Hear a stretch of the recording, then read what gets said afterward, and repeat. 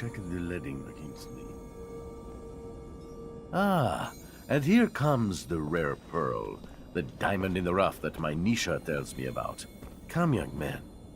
SHAREfactory. Was a lieutenant in Abundance. Then welcome to Noctis Labyrinthus, Technomancer, former lieutenant of Abundance. I am Dondolo, head of this fair city. Legendary city of the merchants. Apparently less legend than I thought, or been told.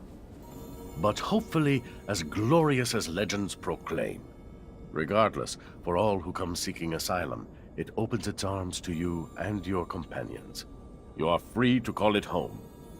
Like all who have come before you, you will honor our only request, that you make yourselves useful to our city. I'm sure your skills will place you in high demand. Noctis' first Technomancer. Exciting. You'll have all the help you need with Nisha and Lucky, who I believe you've met. We'll give you a room to get some rest. I hear your trip was quite eventful. There is something else. I would like to personally discuss my expectations of you. You hear? War between Abundance and Aurora's winding down. Aurora took Green Hope. You just left Ophir a few hours ago and didn't hear anything about that. That really surprise you? Your little censorship office probably hasn't decided what to do with the information yet. No. Don't look at me like that. You don't belong to Abundance anymore. The truce doesn't behoove us. During peace, the corporations become more suspicious of us and our business suffers. Our city could even be discovered, which would be catastrophic. In legend, it must remain. What do you... No, let me speak. Your welcome here comes at a price. I want you to attack an Aurora convoy. It's right up your alley. And why would I do that? I didn't finish. You will do it in Abundance uniforms, dissolving the truce. Do what you want with the soldiers, but let the civilians live. They need to be witnesses that will report back to Aurora. So you keep the war going? Precisely. And while you're at it, bring back the uniforms of the Aurora Technomancers you dispatch. I'm sure I'll find a use for them down the road. Another thing, much more trivial this time, I assure you. The Rover you came in on, I'd like you to move it. Put it wherever you want, do whatever you want with it. Just make sure it's not in the way in the canyon. I just don't want Ophir to stumble over the machine and, as a result, find the road that leads here. Yeah, I'll see what I can do. Oh yes, one last thing. My spies gave me a little tidbit that might interest you. Right after your escape, the ASC arrested your Technomancer brothers. That's what you call them, right? From Ophir. Their fate's uncertain, but if I was you, I'd be worried for them. If you're worried enough to want to help them, maybe we can set up some sand sails to get you back. And your help comes at what cost? Assuming it's not out of the kindness of your heart. Don't be so bitter, Zachariah. Business is business, not personal. I just thought a few Technomancers on our side might be useful.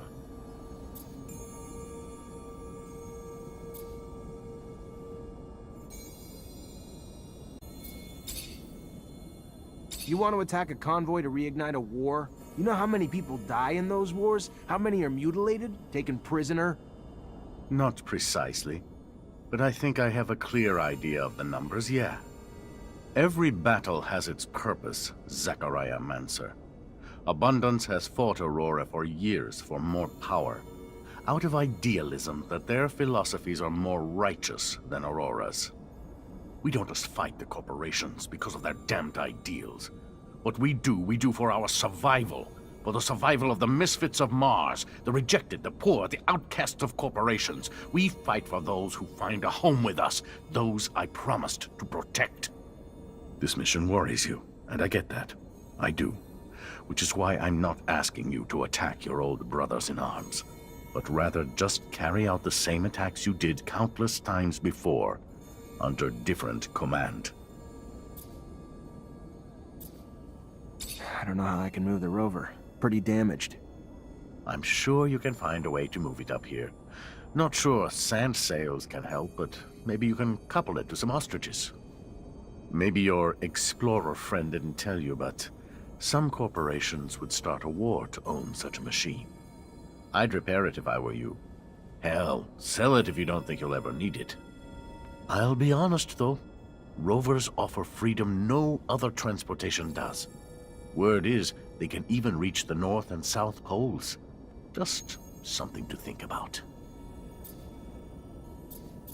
How'd you find out about my brothers so quickly? Well, besides the fact that your accident and eventful arrival slowed you down, my messenger sandsails make up in speed what they lack in protection.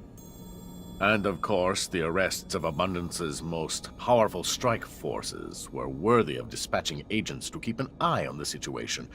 You haven't even given a thought to how this disrupts the current balance of forces, have you? You know why they were arrested? The official statement is that they were suspected of treason. Victor's pretext, I'm sure. He's a man who hates anything not under his control. Was probably planning this for quite a while. He didn't get what he wanted going at it indirectly, so he just took it head on. Whatever hope you have for their lives, I'd start to come to terms. They're probably being tortured for their secrets as we speak. And as soon as they give them up, they'll be executed.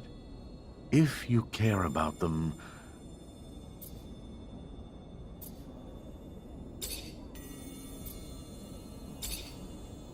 What do you know about Aurora? A young corporation.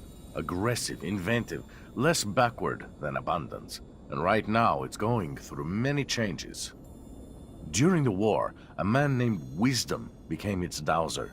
And because of him, Technomancers, who'd been kept from power for so long, now have quite a bit of influence, religious and political. No one knows what'll come of it, though. Only thing we know is that his alliance with the popular unions, which helped win a lot of battles, including the one over Green Hope, looks like it's become pretty fragile. And I admit I am concerned that this'll all lead to another bloodbath. It's just my concern, and I'm not always right, but I'm also rarely wrong. What can you tell me about Abundance? More than others, probably, because I see it all from the outside, and what I see isn't tainted by any loyalty to a mother country. Every last bit of it is harsh, from its structure to its hierarchy, and trust me, it's gonna topple one day. The administration's unending power leads to unending corruption, which keeps the Vori fed and keeps the control where it is.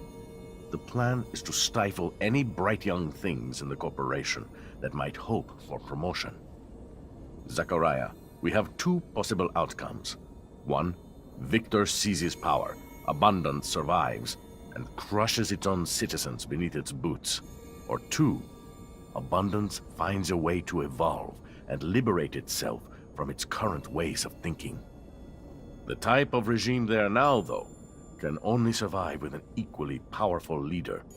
Something Victor understands. I see your mutants walk around free here. They welcome, too? And why wouldn't they be? They're the future of our planet, Zachariah. Though I'm sure that makes little sense to someone who grew up in a corporation that treats them like they are a lesser people. They work hard. They're excellent guides and artisans, perfect spies, and for me, key commercial partners for Noctis. It may be a surprise to you to learn that they hope to form a Mutant Nation someday, and I believe they have that right. So I've been supporting them with whatever meager means at my disposal. What are your thoughts on the ASC? The cornerstone of Victor's dubious ascent to power. You want to deal with Abundance, you need to go through the ASC. You think Victor's out to control Abundance? Out to? No, he already does. Didn't your Technomancer friend's arrest prove that? A dowser to boot. Dowsers, the Assembly, whoever, all pawns to be sacrificed, or puppets to be manipulated in his games of blackmail, played with the secrets he's collected on everyone. He's brilliant.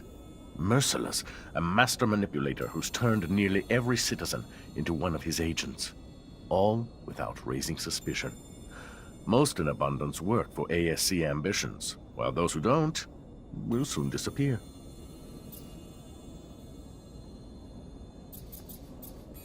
What's the word on Anton Rogue? A bastard like no other. My worst enemy and biggest threat. I've done my damnedest to make sure my existence, like this city, is little more than a vague rumor. Anton Rogue, though, knows damn well that me and this city are real. Just doesn't know where to find us. At least I hope not. He's big business competition, hopes to push the power of his organization into every corporation. And what better way for him to do it than through us? I do what I can to prevent him from reaching us, but he's not a man who quits till he gets what he wants. Then why even try to stop him? It's just business, right? True enough.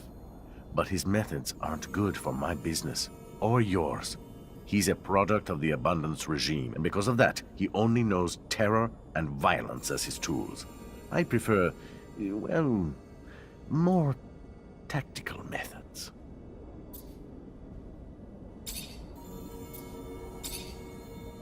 What can you tell me about the Caravanserai neighborhood? It's the pulse of Noctis. The very first place built by traveling merchants. Built in the recesses of the labyrinth so they'd have a place to meet, trade, rest, drop their loads. Then the city exploded as it opened itself up to all those who were homeless elsewhere. And the simple building it once was became the beautiful palace it is today. It's still the place for merchants to gather, trade, swap tips and news, and get some rest. It's also become the home for the merchant prince, the elected chief of all traveling merchants. What's the Gate neighborhood? It's the neighborhood around the city's current entrance. Much less affluent than the heart of the city, and it keeps growing and getting better. Usually the first place newcomers tend to plant their roots. They'll go and dig or build their house where they can find space. A damn lively area, eclectic, and sometimes those differences, combined with the proximity of the canyon, can make it a bit dangerous. But we do our best to keep it safe, try to find ways to bring the different communities together, rather than allow their division to fester.